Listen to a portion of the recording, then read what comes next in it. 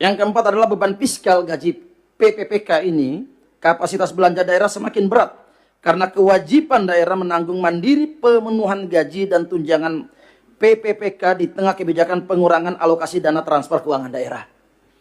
Dan yang kelima, saya melihatnya bahwa ketiadaan regulasi transisi, belum adanya tersedianya ketentuan atau solusi tertulis dari pemerintah pusat bagi daerah yang persentase belanja kepegawaian melonjak di atas dari 30% akibat penurunan dana transfer daerah.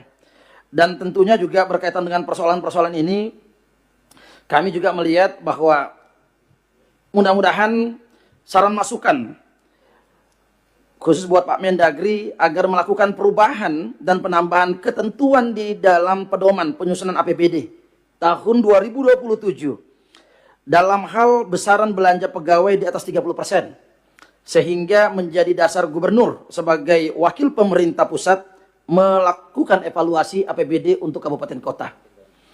Yang kedua adalah beban belanja daerah dengan pengurangan TKD semakin berat karena daerah harus. Inilah betapa konyolnya para pejabat di negara ini. Ini kebanyakan seperti ini.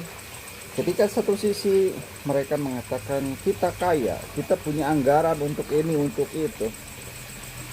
Yang sebenarnya kebijakan yang mereka lakukan itu kurang tepat atau bahkan salah. Tapi kemudian di sisi lain, ketika ada kebijakan yang dibutuhkan dan kebijakan itu membutuhkan dana seperti jalan, guru, sekolah dan sebagainya, mereka mengatakan tidak ada anggaran, tidak ada dana. Ini Anda itu pikirannya seperti apa? Anda itu mengerti atau tidak bagaimana cara mengatur keuangan? Apakah Anda mengerti mana yang harus didahulukan? Atau ya bisa nanti dulu. Bagaimana mungkin dengan mudahnya Anda kemudian kemarin mengangkat banyak staf ahli atau bahkan membeli mobil mewah, sedangkan hari ini Anda mengatakan daerah kekurangan dana. Di mana pola pikir Anda?